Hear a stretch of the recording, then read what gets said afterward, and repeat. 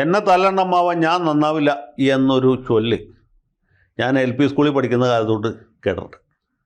ഞാൻ ദേശം JBS പഠിക്കുമ്പോൾ, നെടുമ്പാശ്ശേരി മാറത്തനേഴ്സ് ഹൈസ്കൂളിൽ UP ക്ലാസ്സിൽ പഠിക്കുമ്പോഴൊക്കെ മാഷന്മാർ എന്ത് ചെയ്താലും നന്നാവാത്ത ചില വിദ്യാർത്ഥികളെ ഉദ്ദേശിച്ച് പറഞ്ഞിരുന്ന ഒരു വചനമാണ്, എന്നെ തല്ലണ്ടമ്മാവാൻ ഞാൻ നന്നാവില്ല. ഇത് സത്യത്തിൽ ഇങ്ങനെ ഒരു ചൊല്ല് ഉണ്ടാക്കിയത് ആര് തന്നെയാണെന്നില്ല. അതിപ്പോൾ ഇപ്പോഴത്തെ കാലത്ത് ഏറ്റവും അധികം യോജിക്കുന്നത്, ഏറ്റവും അനുയോജ്യമായിട്ടുള്ളത് നമ്മുടെ കോൺഗ്രസ് നേതാക്കന്മാരുടെ കാര്യത്തിലാണ്. ഇവരെ തല്ലുകയോ കൊല്ലുകയോ എന്ത് ചെയ്തിട്ട് ഒരു കാര്യമില്ല. ഒരു കാരണവശാലും അവർ നന്നാവില്ല, അവർ ഗുണം പിടിക്കില്ല എന്ന് അവർ ദൈനംദിന അടിസ്ഥാനത്തിൽ തെളിയിച്ചുകൊണ്ടിരിക്കുകയാണ്. അതിൻ്റെ ഏറ്റവും ഒടുവിലത്തെ ഉദാഹരണമാണ് ഇപ്പോൾ ഈ പ്രതിപക്ഷ നേതാവ് VD സതീശനെതിരായിട്ട് ചില കുബുദ്ധികൾ നടത്തിക്കൊണ്ടിരിക്കുന്ന സൈബർ അറ്റാക്ക്. ഇവിടെ രാഹുൽ മാങ്കൂട്ടത്തിൻ്റെ വിഷയമുണ്ടെന്ന് നമുക്കറിയാം.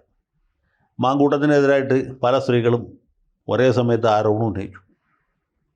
ഈ സ്ത്രീ സുരക്ഷയെക്കുറിച്ച് പറഞ്ഞുകൊണ്ടിരിക്കുന്ന ഒരു പാർട്ടിക്കും മാങ്കൂട്ടത്തെ പോലെ മഹാനായ ഒരാളെ പാർട്ടിയിൽ ഉൾക്കൊള്ളാൻ കഴിയുകയില്ല, അദ്ദേഹത്തെ കൊണ്ടുനടക്കാൻ പറ്റുകയില്ല എന്നുള്ളത് അരിയാഹാരം കഴിക്കുന്നവർക്ക് മാത്രമല്ല, ഗോതമ്പ് കഴിക്കുന്നവർക്കും ചോളം കഴിക്കുന്നവർക്കും റാഗി കഴിക്കുന്നവർക്കും ഒന്നും കഴിക്കാത്തവർക്കും അറിയാം. കാരണം അത്ര അധികം പരാതികൾ ആ ചെറുപ്പക്കാരനെതിരായിട്ട് വന്നിട്ടുണ്ട്. അങ്ങനെ ഒരു സാഹചര്യത്തിൽ പുള്ളിയെ പ്രതിപക്ഷ നേതാവ് കൈവിട്ടു.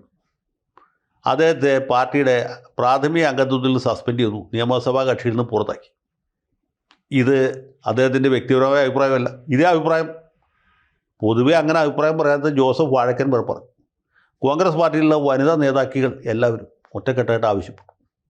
രമേശ് ചെന്നിത്തലയും ഭംഗേന്ദ്രയാണ് ഇത് തന്നെ പറഞ്ഞു. ഇയാളെ പിന്തുണയ്ക്കാനായിട്ട് പാർട്ടിക്കകത്ത് ഒരു പട്ടിക്കൂർക്കം പോലും ഉണ്ടായില്ല. പട്ടിക്കൂർക്കം പോലും ഉണ്ടായില്ല എന്ന് പറഞ്ഞാൽ അത് പൂർണ്ണമായിട്ട് ശരിയല്ല. ഷാഫി പറമ്പിലുണ്ട്, വേറെ ആരുമില്ല. അങ്ങനെ എല്ലാവരാലും വെറുക്കപ്പെട്ട, എല്ലാവരാലും കൈയൊഴിയപ്പെട്ട രാഹുൽ മാങ്കൂട്ടം പാർട്ടിയിൽ നിരായുധനായി ഉടുമുണ്ട് അഴിഞ്ഞു പോയ അവസ്ഥയിലായി. പുള്ളിക്ക് വീട്ടിൽ നിന്ന് പുറത്തിറങ്ങാൻ പറ്റാത്ത കണ്ടീഷനായി. വീട്ടിൽ നിന്ന് പുറത്തിറങ്ങിയിട്ട് വേണ്ട നിയമസഭയിൽ പങ്കെടുക്കാൻ, എന്നിട്ട് വേണ്ട പാലക്കാട് മണ്ഡലത്തിൽ പോയി ജനങ്ങൾക്ക് ക്ഷേമമാണോ ഐശ്വര്യമാണോ, കൽപ്പാത്തി തേര് രഥോത്സവം കൃത്യമായിട്ട് നടക്കുന്നുണ്ടോ, ജുമാ മസ്ജിദിൽ ഉച്ചയ്ക്ക് വാങ്ങി വിളിക്കുന്നുണ്ടോ, മൈക്ക് സെറ്റിന് വല്ല തകരാറുമുണ്ടോ, അതല്ലെങ്കിൽ RSSകാർ SDPIക്കാർ തമ്മിൽ ഏറ്റുമുട്ടലിന് സാധ്യതയുണ്ടോ, PWD റോഡിൽ കുഴിയുണ്ടോ, അതല്ലെങ്കിൽ തെരുവുവിളക്കുകൾ കത്തുന്നുണ്ടോ എന്നൊക്കെ അന്വേഷിക്കാൻ പറ്റുള്ളൂ. ഇയാൾക്ക് വഴിയിലിറങ്ങാൻ പറ്റില്ല. ആളുകൾ ചൂലും കെട്ടിട്ട് അടിക്കും. ഇതാണ് അവസ്ഥ. അങ്ങനെ ഒരു സാഹചര്യത്തിൽ പുള്ളിയെ പാർട്ടിയിൽ നിന്ന് പതുക്കെ ഒഴിവാക്കി. ആകെ ചെയ്യാവുന്ന ഒരു പണി അത് മാത്രമേ, അത് ചെയ്തു.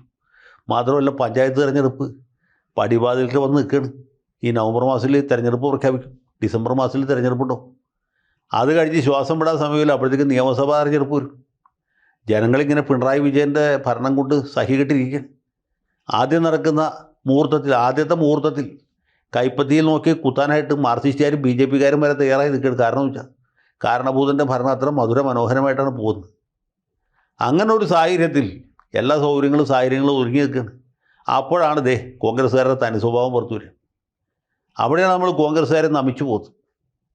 എന്തൊക്കെ ചെയ്താലും, എന്തൊക്കെ പീഡനം അനുഭവിച്ചാലും, എന്തൊക്കെ ദുരിതം നേരിടേണ്ടി വന്നാലും അവരുടെ ആ ഒരു വംശ സ്വഭാവം ഉണ്ടല്ലോ, വർഗ സ്വഭാവം എന്ന് പറഞ്ഞൊരു സാധനമുണ്ട്, അത് മാറുകയില്ല. അതാണ് എന്നെ തല്ലണ്ടമ്മാവൻ ഞാൻ നന്നാവില്ല എന്നുള്ളത്. ഈ സമയം നോക്കിയിട്ട് VD സതീശനെ ആക്ഷേപിക്കും, അദ്ദേഹത്തിൻ്റെ ഭാര്യയും മകളെയും വരെ ആക്ഷേപിക്കും. സൈബർ ബുള്ളിങ് എന്ന് പറഞ്ഞാൽ ഇത് പണ്ടേ ഉണ്ട്. രമേശ് ചെന്നിത്തല ഇരുന്നപ്പോൾ പുള്ളിക്കെതിരെ ഉണ്ടായിരുന്നു. സതീശൻ്റെ സമയത്തും ഏറെയും കുറഞ്ഞു നോക്കുന്നുണ്ടായിരുന്നു, ഇല്ലെന്ന് പറയുന്നില്ല.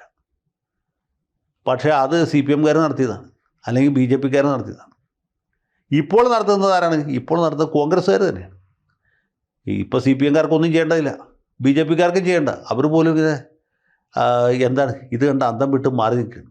ഞങ്ങളായിട്ട് എന്തെങ്കിലും പറഞ്ഞു ദൈവദോഷം കിട്ടി എന്ന് പറയണമെന്ന് വിചാരിച്ച് ഈ കോൺഗ്രസ്സുകാരെന്ന് പറഞ്ഞാൽ ശുംഭന്മാർ അദ്ദേഹത്തെ ഇങ്ങനെ ആക്രമിച്ചുകൊണ്ടേയിരിക്കുകയാണ്. പുള്ളി അതൊന്നും മറുപടി പറയുന്നില്ല. നിലപാടുകളിൽ മാറ്റം വരുത്താത്ത ആളാണ് ഞാൻ എന്നൊക്കെ പുള്ളി ഇടയ്ക്കിടയ്ക്ക് പറയുന്നത്. പക്ഷേ അതിനപ്പുറത്ത് സതീശൻ ഇത് ഗൗനിച്ചിട്ടില്ല. ഈ റീലിട്ട് കളിക്കുന്നവരോ അല്ലെങ്കിൽ സാമൂഹ്യ മാധ്യമത്തിൽ നിറഞ്ഞു നിൽക്കുന്നവരോ കവിഞ്ഞു നിൽക്കുന്നവരൊന്നും പുള്ളി പണ്ടേ ഗൗനിക്കാറില്ല, ഇപ്പോഴും ഗൗനിക്കുന്നില്ല. അത് പുള്ളിയുടെ തൻ്റെ ഇടത്തിൻ്റെ ഭാഗമാണ്. പക്ഷേ ഇത് മഹാമര്യാദകേടാണ് എന്ന് ആരെങ്കിലും പറയട്ടെ, മുതിർന്ന നേതാക്കൾ പറയട്ടെ. ഈ ബുദ്ധിയില്ലാത്തവന്മാർ കുട്ടിക്കുരങ്ങന്മാരാണ് ചുടുചോറ് മാറുന്നതെങ്കിലും മുതിർന്ന ആളുകൾക്ക് പറയാനുള്ള ഉത്തരവാദിത്വമില്ലേ? UDF കൺവീനറായിട്ട് ഒരാളിരിപ്പുണ്ടല്ലോ, അടൂർ പ്രകാശ്. എത്ര കൊല്ലത്തെ പാർലമെൻ്ററി എക്സ്പീരിയൻസ് ഉള്ള ആൾ, എത്രയോ കൊല്ലാതെ MLA ആയിരുന്നു, എത്ര പ്രാവശ്യം മന്ത്രിയായിരുന്നു, എത്രയോ കൊല്ലമായിട്ട് പാർലമെൻറ്റ് അംഗമാണ്. അദ്ദേഹത്തിന് പറഞ്ഞൂടെ ഈ യൂത്ത് കോൺഗ്രസ്സുകാരെ വിളിച്ചെടുത്ത് ഏടാ ഇതൊക്കെ ചെയ്യണം മഹാഡാഷ് പരിപാടിയാണ്, നീ ഇത് ചെയ്യരുത് എന്ന് പറയാനുള്ള ഉത്തരവാദിത്വം അടൂർ പ്രകാശനുണ്ട്. KPCC പ്രസിഡന്റ് ഉണ്ടല്ലോ, അദ്ദേഹം എന്തിനാണ് അവിടെ ഇന്ദിരാഭവനിൽ ചടഞ്ഞുകൂടിയിരിക്കുന്നത്?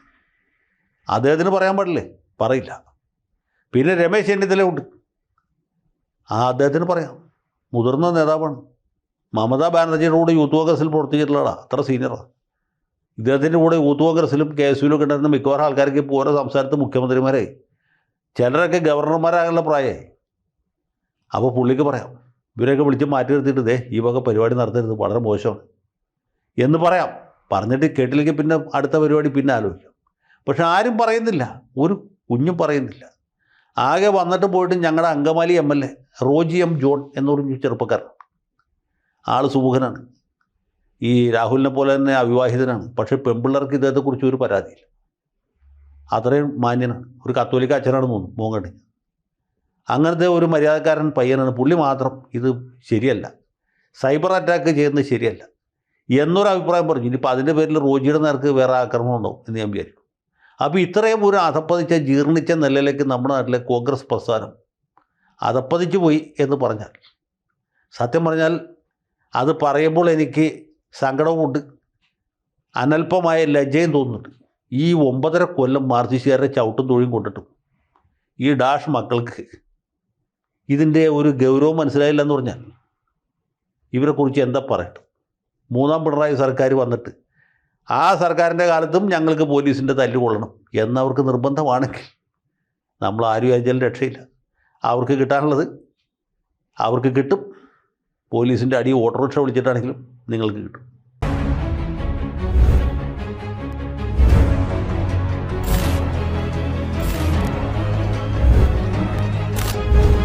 കൂടുതൽ വാർത്തകളും വിശേഷങ്ങളും നിങ്ങളിലേക്ക് എത്താൻ ABC മലയാളം സബ്സ്ക്രൈബ് ചെയ്യുക, ബെൽ ബട്ടണും അമർത്തുക.